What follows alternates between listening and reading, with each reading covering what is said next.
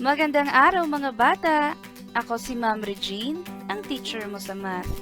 Today we will be learning about scientific notation. This is a lesson under Grade 7 Mathematics Quarter 1, Lesson 8. Kaya tara na and let's do the math. Scientific notation is used to conveniently express very large or very small numbers.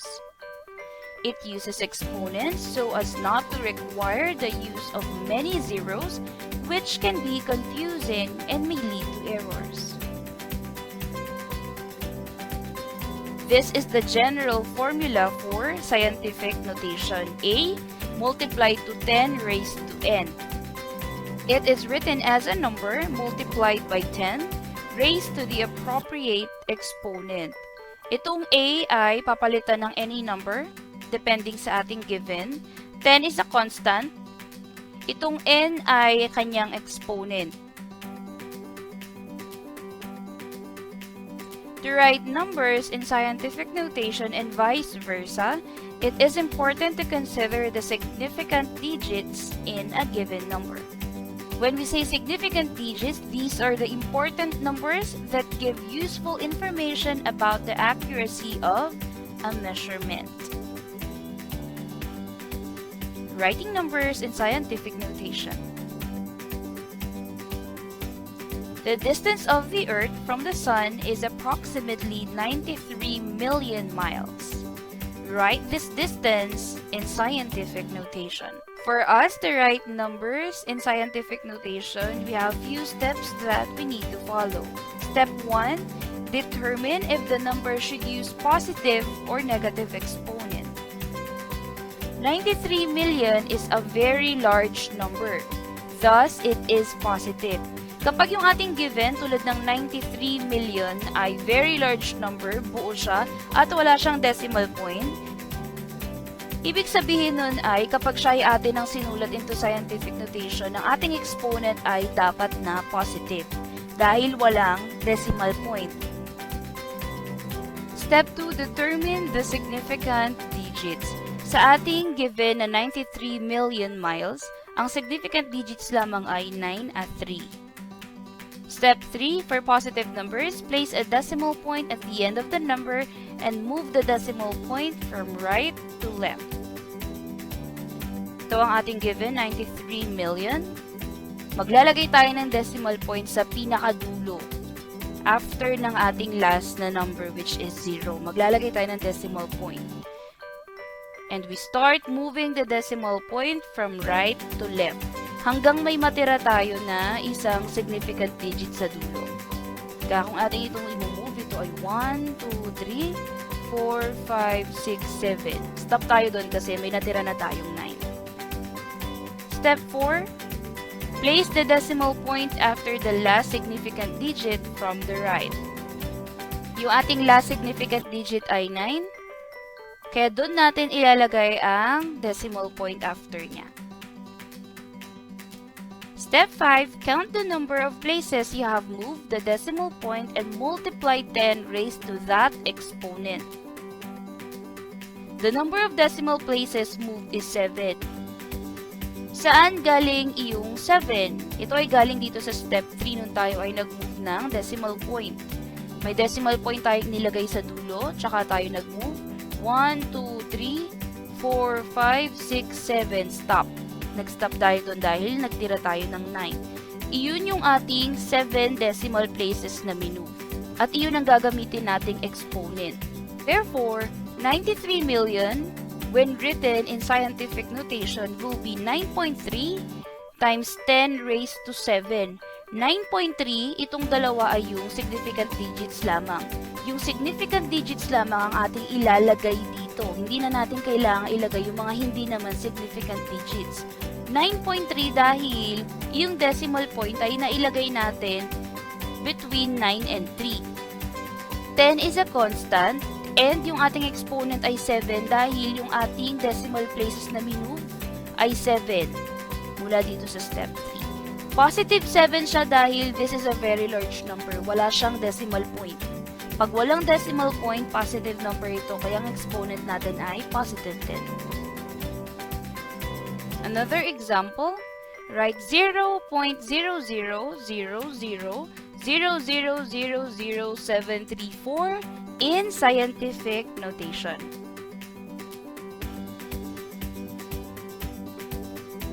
Step 1. Determine if the number should use positive or negative exponent. This is a very small number. Thus, it is negative. Paano ba natin nalaman na siya ay very small? Siya ay may decimal point. Kapag may decimal point ito, meaning this is a decimal number, hindi siya buong number. At napakahaba niya, maraming zeros, kaya ito ay very small number. Kapag siya ay decimal, negative ang ating gagamitin na exponent. Number 2, determine the significant digits. The significant digits in the given is 7, 3, and 4, disregarding all the zeros. Step 3, for negative numbers, move the decimal point from left to right.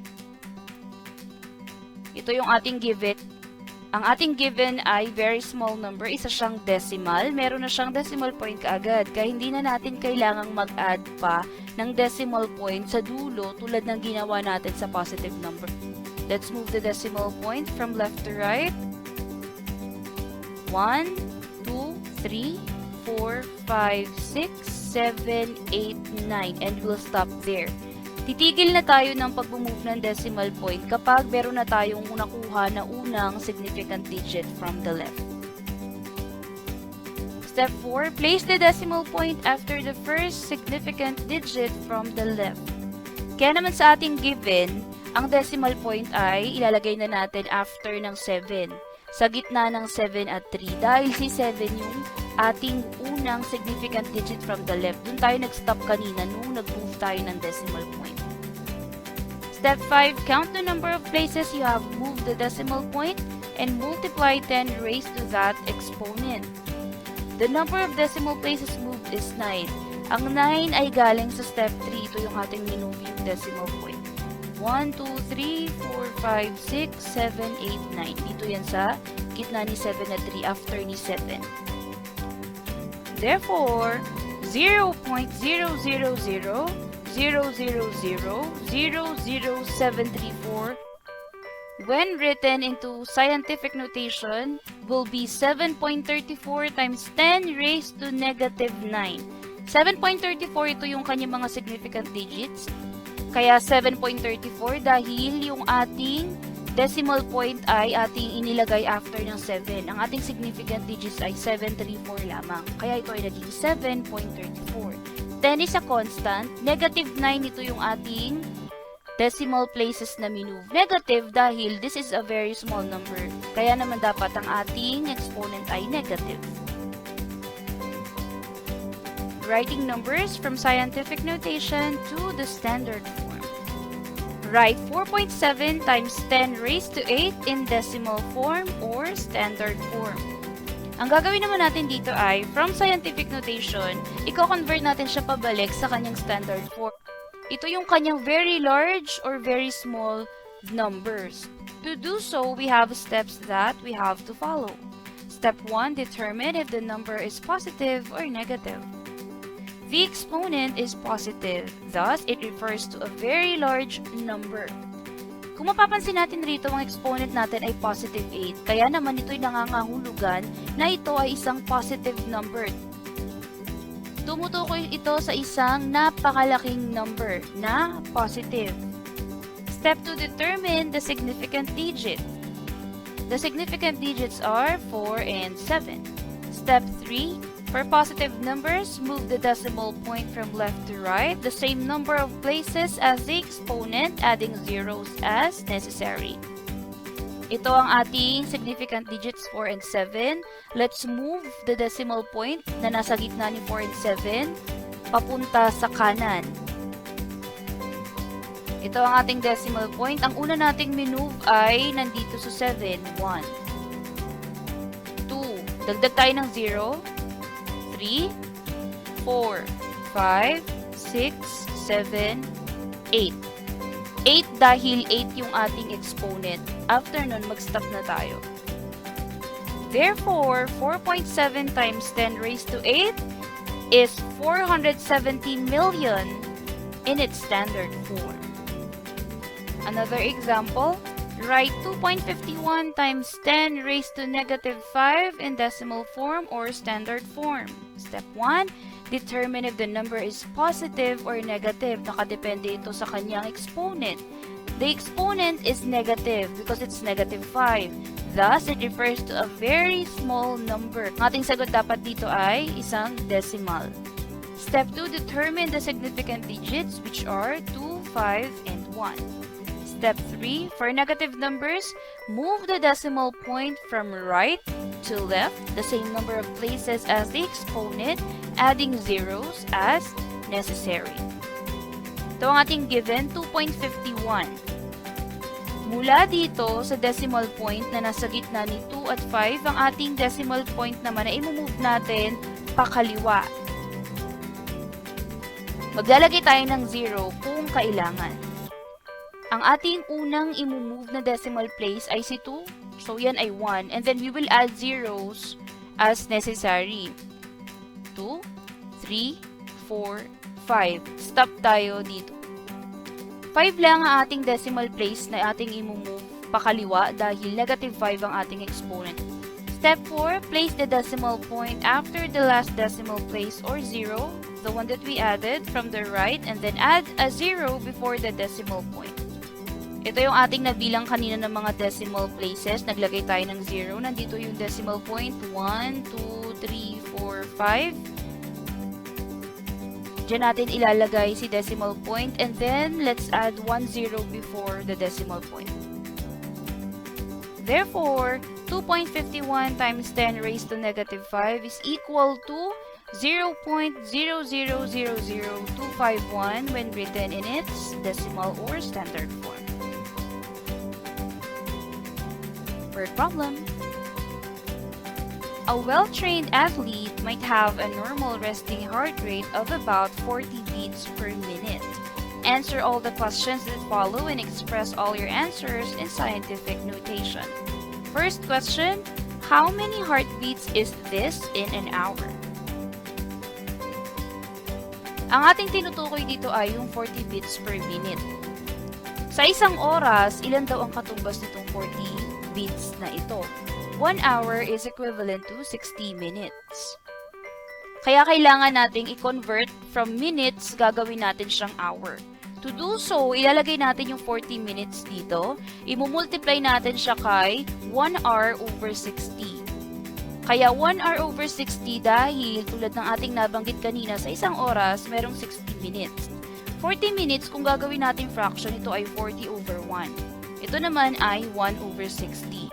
Kapag tayo ay magko-convert from one unit to another, dapat yung ating i-convert na given ay nasa numerator. At itong ating conversion factor na ginamit, itong 1 hour is equal to 60 minutes, dapat yung minutes dito ay nasa denominator na para ma-cancel out natin yung kanyang unit at ang matitira na lamang ay yung hour sa taas na nasa numerator. Paano natin nakuha itong sagot natin ito? 40 times 1 is equal to 40. 40 divided by 60, ito yung ating sagot. Using a scientific calculator, ito yung mag-a-appear na sagot natin for 40 divided by 60. Kaya ito may ellipsis, it signifies that this is a recurring decimal. Napakahaba pa niyan, puro 6 lang naman din. Unit na ng ating sagot ay hour, hindi na siya minutes dahil na-cancel out na natin yung 2 minute. Ito yung importance kung bakit pinapaalalahanan na hindi pwedeng magkapalit. Dapat yung ating given na kino-convert, yung unit niya ay nasa numerator, meron siya invisible 1 na denominator, at yung conversion factor na katulad ng kanyang unit ay dapat nasa denominator para ma-cancel out. Matitirang unit dito ay yung gagamitin natin unit para sa ating sagot. Kaya ito ay hour na. Kaya itong ating sagot na napakahaba, napakaraming number 6 with an ellipsis sa dulo ay pwede rin nating isulat into 0.6 at ang 6 ay may bar sa taas, which means that 6 is a repeating number. Paulit-ulit siya. When written into its scientific notation, this will become 6.6 times 10 raised to negative 1. Bakit naging 6.6? Yun ay dahil nag-move lang tayo ng 1 decimal place. From 0, nag-move lang tayo dito ng isa lang dahil kailangan nating makakuha ng isang significant digit. Meron tayong bar sa taas dahil ito ay nagsisignify na sila ay recurring decimal. Paulit-ulit yung kanilang value.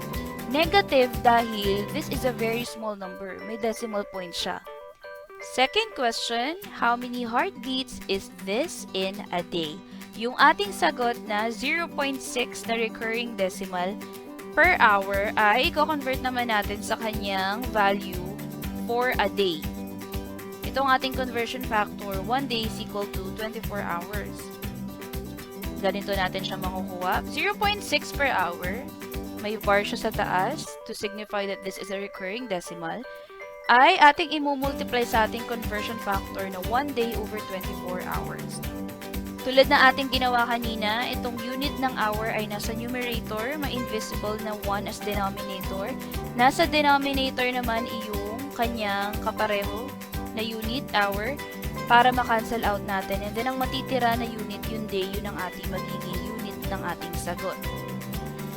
0.6 multiplied to 1 and then divided to 24. Ang ginamit ko dito na value ay hindi yung 0.6 na terminating decimal dahil iba yung magiging sagot. Magkakaroon kayo ng terminating decimal na sagot pag ginamit nyo ay 0.6 lamang. Kaya ang ginamit ko ay yung sagot natin dito. After kong mag-divide ng 40 by 60, meron na akong nakuha na sagot sa scientific calculator. I-divide ko yun kay 24. At ito ang aking naging sagot. Approximately 0.02 at maraming 7. Recurring decimal yung 7. Kaya may ellipsis to signify na it continues. Makakancel natin yung dalawa nating unit for hours at ang matitira na lang ay day. Kaya ito na yung ating sagot sa how many heartbeats is this in a day. Ko-convert natin siya sa kanyang scientific notation dahil napakahaba nito. Itong ating sagot na 0.027 na recurring ay pwede nating isulat as 0.027 na may bar sa taas ang 7 lamang. Dahil ang 7 lang naman ang nagre-repeat, yung 0 and 2 hindi naman. Written into its scientific notation, this will become 2.7 times 10 raised to negative 2. 2.7 dahil 2 and 7 lamang ang significant digits, tatanggalin na natin, i-disregard natin ang mga zeros. Negative 2 dahil dalawang beses lang naman tayo nag-move ng ating decimal point. Mula dito, nag-move tayo ng 1, 2. Nag-stop na tayo kay 2 dahil siya yung ating first significant digit from the left. Kaya 2.7. Negative dahil this is a very small number. Ito ay isang decimal number. Hindi siya buo, kaya negative ang ating ginamit. Next question, about how many heartbeats is this in a year? Ito naman yung ating gagamitin na conversion factor. 1 year is equal to 365 days. Sagot natin dito sa B na 0.027, recurring ang 7, ay ang ating beats per day. I-convert natin siya sa per year. 0.027, recurring ang 7, kaya may bar siya sa taas. Day ay nasa taas, numerator, may invisible na 1 as denominator. Ito yung ating conversion factor. Yung day dito ay nasa ibaba, denominator siya para ma-cancel out natin. At ang matitira na lamang na unit ay yung year, dahil year ang ating kailangan. 0.027 recurring multiplied to 1 divided to 365. Ang ginawa ko dito ay, yung sagot natin dito kanina na 0.027 na mahaba, i-divide ko siya right away kay 365. Hindi ko ginamit yung ating terminating decimal. Kaya ito ang ating nakuhang approximate na sagot per year. Kung mapapansin natin mga bata, bakit parang iba yung ating inilagay na sagot dito sa per year kesa sa inilabas ng scientific calculator? Dapat 7.610 and so on yung ating ilalagay. Pero bakit merong 4 na zeros before 7 at wala sa 7 yung decimal point? Yun ay dahil may nakalagay dito na negative 5. Sobrang laki nung number. Very small siya. Hindi na siya kayang ilabas ng scientific calculator yung kanyang exact value. Super haba. Negative 5 dito signifies that hindi siya whole number si 7. Siya ay isang decimal din. Imumove mo pa siya ng 5. 1 yung 7 and then magdagdag ka ng 4 na 0. Kaya may 4 na zeros dito. Kaya i-cancel out natin yung unit na day or days. Ang matitira na lang ay yung unit for year. Yun ang ating gagamitin na unit. Ito ang ating sagot na bits per year. Kunin natin yung kanyang scientific notation dahil napakahaba niya. Itong ating sagot na ito ay pwede nating paiksiin. Ito ay magiging 0.0000761,035. Stop na tayo dun. Dahil kung mapapansin natin, recurring decimal siya, paulit-ulit lang naman iyong 0.00761,035. After nitong 5 na ito, merong dalawang 0 at saka umulit lang din siya. Kung papansinin natin dito, paulit-ulit lang iyong mga numbers na iyon. Sila lang yung mga merong bar sa taas dahil sila lang naman yung recurring na decimal, hindi nakasama yung dalawang 0 pa. Dahil kung mapapansin natin, yung gitna naman ay dalawang 0 lang, hindi 4. Ito ay talagang value niya na nauuna pero hindi siya recurring. Ito lamang yung mga recurring na mga numbers. Written in its scientific notation, ito ay magiging 7.61035 times 10 raised to negative 5. Lalagay pa rin natin yung bar sa taas niya to signify na siya ay recurring decimal. Negative 5 ay nakuha mula sa ating pag-move ng decimal point. 1, 2, 3, 4, 5. Stop tayo kay 7 dahil siya yung ating first significant digit from the left. And then, ilalagay natin lahat ng significant digits which are 7, 6, 1, 0, 3, and 5. Bakit merong 0 dito? Kanina, hindi natin kinakount ang 0 as significant digit. Yun ay dahil ang ating rule for zeros ay kapag ito ay nasa gitna ng mga significant digits, in this case, nasa gitna si 0 ng 1 and 3, kailangan natin siyang isama as a significant digit. Siya ay bibilangin natin, kaya nandyan siya. Negative dahil this is a very small number. So, dapat negative ang ating sagot. Last question, how many heartbeats is this in 80 years? Ang ating sagot kanina na beats per year ay i-multiply lang natin to 80. At ang ating magiging sagot ay approximately 0.00608828 with ellipsis. Paulit-ulit lang din siya. Isang buo siya na paulit-ulit.